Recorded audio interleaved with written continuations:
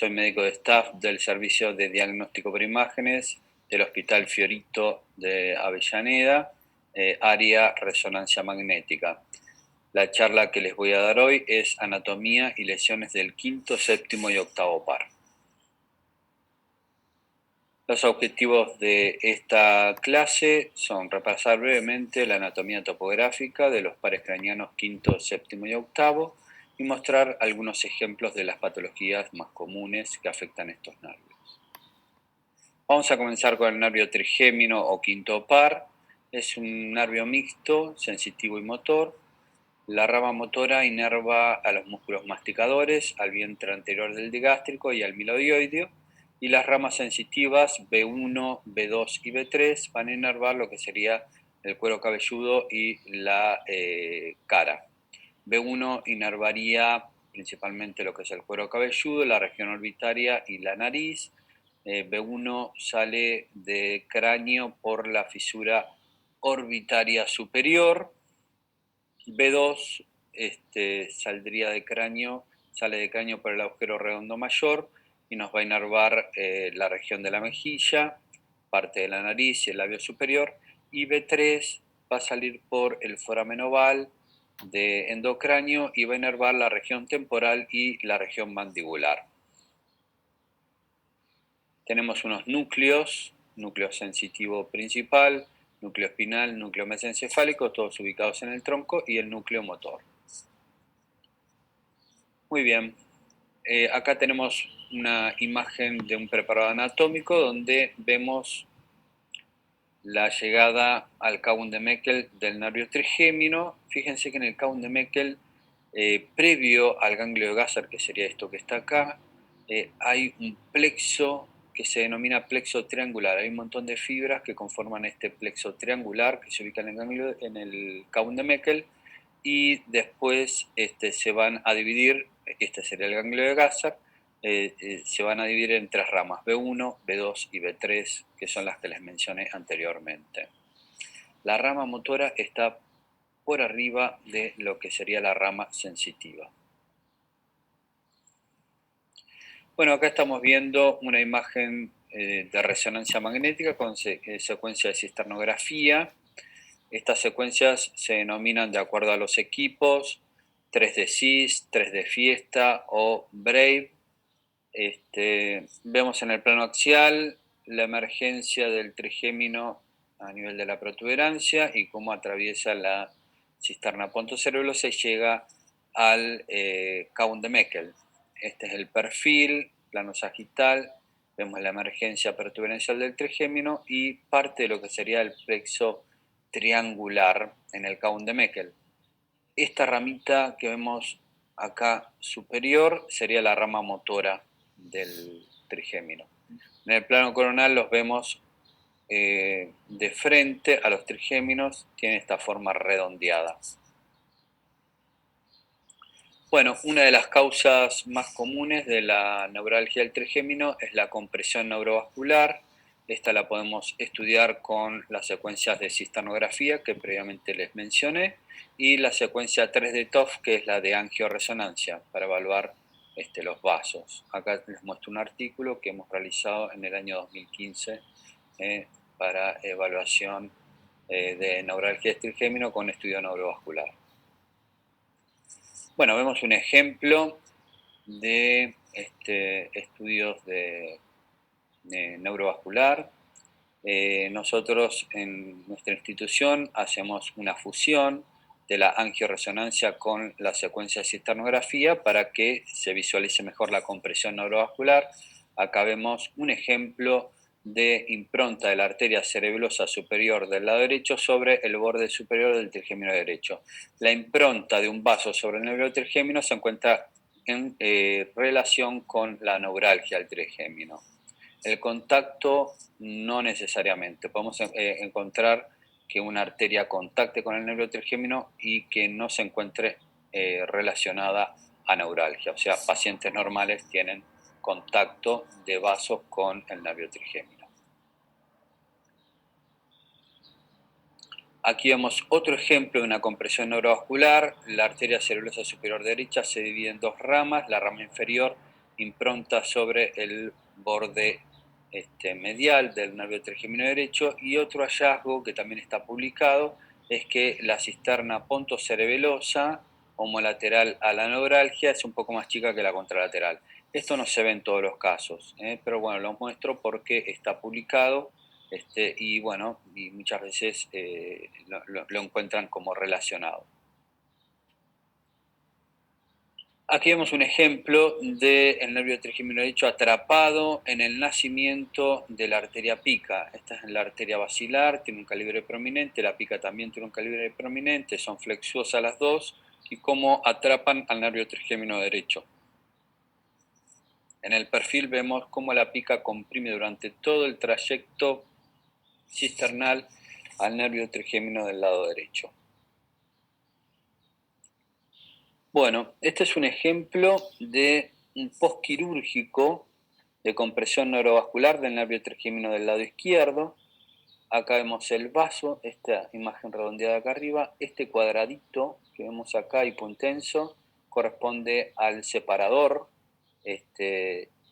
de neurovascular, y esto que está acá gordo y heterogéneo es el nervio trigémino del lado izquierdo, que obviamente tiene cambios postquirúrgicos. Este paciente fue operado de un schwannoma del octavo par derecho y tiene algunas adherencias que comprometen al nervio trigémino del lado derecho. Fíjense en el coronal, el nervio trigémino izquierdo se ve perfecto y el lado derecho se ve un poco más heterogéneo con las adherencias que les mencionaba, producto de la cirugía.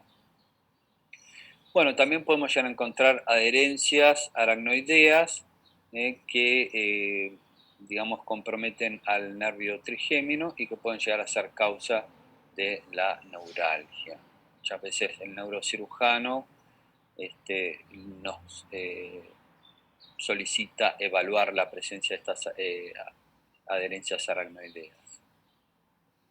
Pueden ser posquirúrgicas o posinfecciosas o, digamos, hallazgos.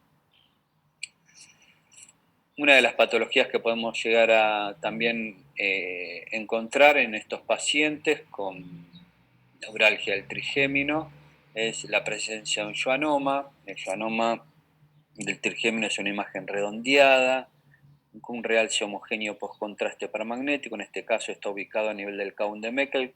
Fíjense cómo lo aumenta de tamaño. Y una de las técnicas que podemos llegar a utilizar es la secuencia de perfusión para hacer el diagnóstico diferencial con meningioma. Los schwannomas tienen hipoperfusión y los meningiomas tienen hiperperfusión. En el Kaun de Meckel pueden llegar a estar ubicados meningiomas que comprimen al nervio trigémino y bueno, podemos hacer el diagnóstico diferencial con la secuencia de perfusión. Acá estamos viendo un meningioma ubicado en la cisterna pontocerebelosa izquierda y cisterna peritroncal como impronta sobre el nervio trigémino. El meningioma lo que tiene es el signo de coladural, que es característico de este tipo de lesión.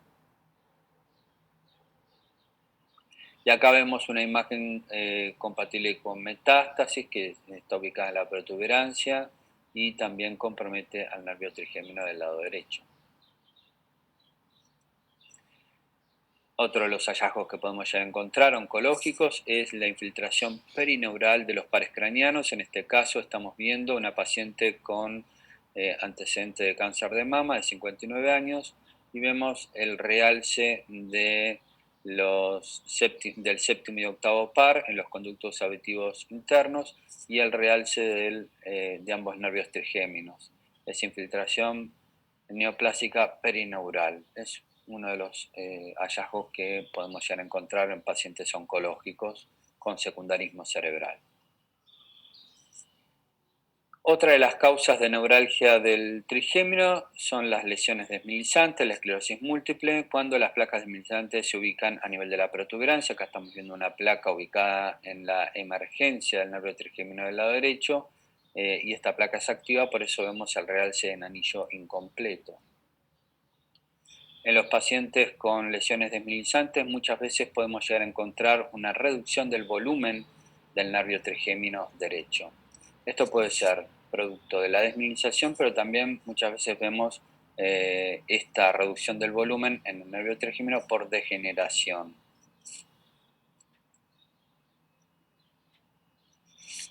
Bueno, vamos a ver un poco ahora la anatomía del nervio facial y vestíbulo-coclear. Los ponemos juntos porque los dos pares craneanos emergen de la protuberancia y luego se ubican en el conducto auditivo interno. El nervio facial se ubica en situación cefálica y anterior.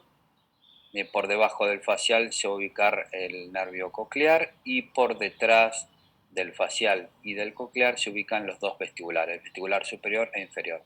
El nervio facial tiene una porción intratemporal, que es la primera porción, llega a estación en el ganglio geniculado y luego vemos la segunda porción del nervio facial, que es la porción intratimpánica, y la tercera porción del facial es la porción vertical o mastoidea, que va a emerger de endocráneo a través del agujero estilo mastoideo. Acá vemos los núcleos del nervio facial. Tenemos un núcleo motor ubicado en la protuberancia y fíjense que la rama motora como rodea al núcleo del sexto par, ¿no? Y después acompaña al resto de las ramas sensitivas en la emergencia protuberancial. Y después tenemos núcleos sensitivos como el salival superior, el núcleo del tracto solitario y el núcleo lacrimomuconasal. El nervio facial es obviamente el nervio que inerva los músculos de la cara. Bueno, vemos los núcleos del vestibular y del coclear. El vestibular tiene 4 núcleos: vestibular lateral, superior, medial e inferior, y el coclear tiene 2 núcleos que son el anterior y el posterior, todos ubicados a nivel del tronco encefálico. El vestibular y el coclear, ambos nervios, van a estar relacionados con la audición y con el equilibrio.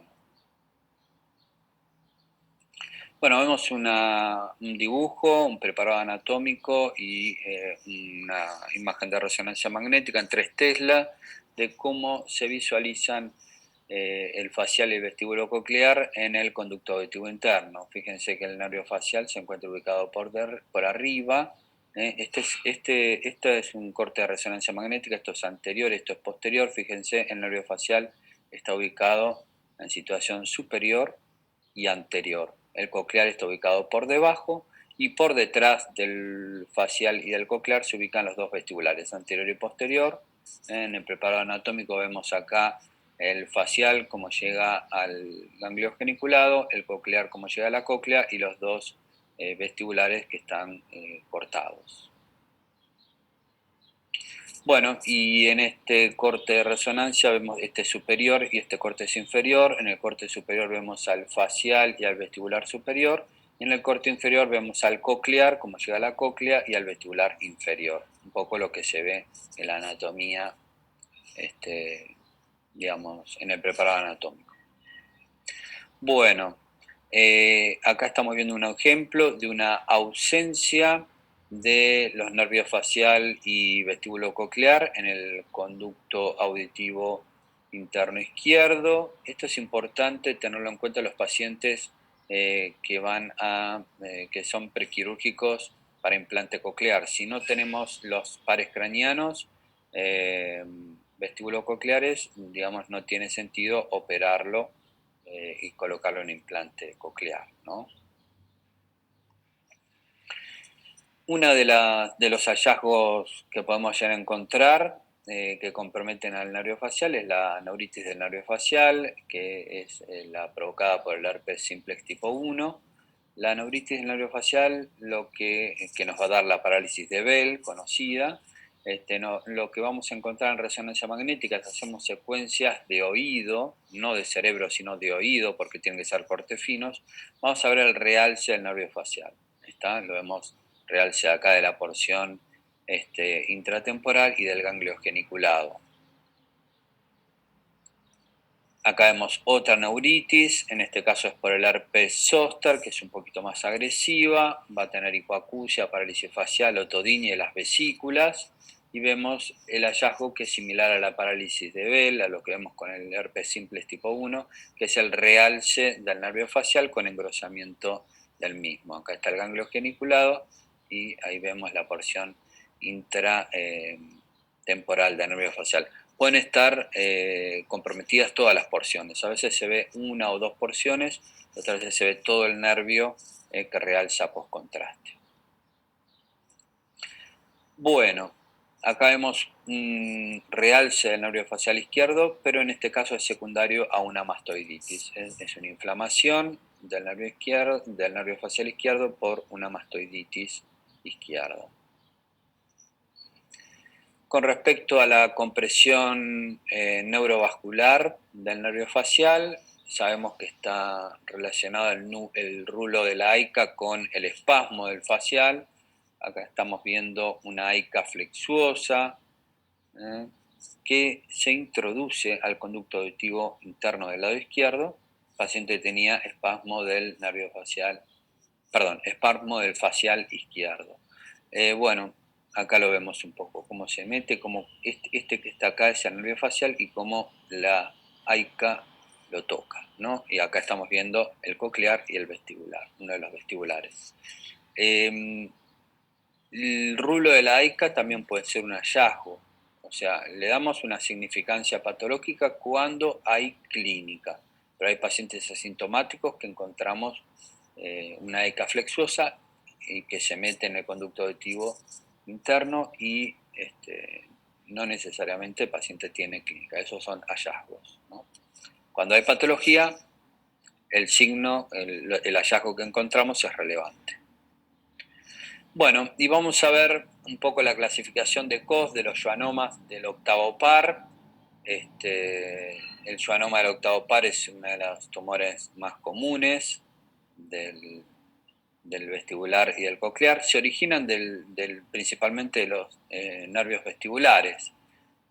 Bueno, esta clasificación tenemos grado 1, que es ubicada en el conducto auditivo interno, grado 2, conducto auditivo interno y emerge a la cisterna pontocerebelosa sin contactar con la protuberancia, grado 3 hay un contacto con protuberancia y grado 4 hay impronta sobre protuberancia y cerebelo. Acá vemos un ejemplo de un schwannoma intracanalicular grado 1, es una imagen hipointensa en la secuencia de cisternografía que realza postcontraste. En el grado 2 vemos ya la ocupación parcial de la cisterna pontocerebelosa derecha, pero no llega a tocar a la protuberancia ni al pedúnculo cerebeloso medio derecho. El grado 3 contacta o impronta levemente sobre el pedúnculo cerebeloso medio y la protuberancia contacta más que nada y también se ubica en el conducto auditivo interno. Y el grado 4 vemos sí una gran lesión que ocupa al conducto auditivo interno, la cisterna pontocerebelosa e impronta sobre protuberancia, pedúnculo cerebeloso medio derecho y sobre el hemisferio cerebeloso. Acá vemos un grado 4 bastante grande, fíjense cómo colapsa el cuarto ventrículo, ¿no? Este sería un caso no tan típico. Bueno, y acá vemos un ejemplo de una forma sólido-quística, es un grado 4, pero tiene una porción sólida que realza heterogéneo postcontraste y una porción quística con realce periférico, ¿no? La neurofibromatosis tipo 2, lo que vamos a encontrar habitualmente es la presencia de schwannomas de ambos octavos pares y también, bueno, esta entidad suele tener meningiomas. Acá vemos un ejemplo de una neurofibromatosis tipo 2 con un schwannoma grado 1 de la clasificación de Koch en el lado derecho y un grado 4 en el lado izquierdo. El diagnóstico diferencial de los schwannomas en la fosa posterior lo tenemos que hacer con los meningiomas. Los meningiomas son lesiones también que realzan mucho postcontraste paramagnético, comprometen a la cisterna pontocerebelosa, incluso pueden entrar al conducto auditivo interno, pero el signo radiológico que tenemos que buscar principalmente es el signo de cola dural, que es el que estamos viendo acá, que va a diferenciar el schwannoma del meningioma. Otro de los hallazgos que también podemos llegar a evaluar es la presencia de estructuras vasculares en el interior del meningioma. Recuerden que el meningioma es muy vascularizado. Como conclusiones, la resonancia magnética es la técnica no invasiva de elección para evaluar la morfología de los pares craneanos, como así también las principales patologías que lo comprometen. Y bueno, en el caso de que nosotros sospechemos una compresión neurovascular, tenemos que utilizar resonancia magnética como método no invasivo, ¿no? Con secuencias 3D TOF y la secuencia de cistanografía, que son el 3D CIS, 3D Fiesta y Brave.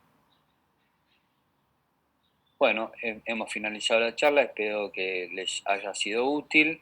Les dejo acá mi dirección de email por si tienen alguna duda para preguntarme.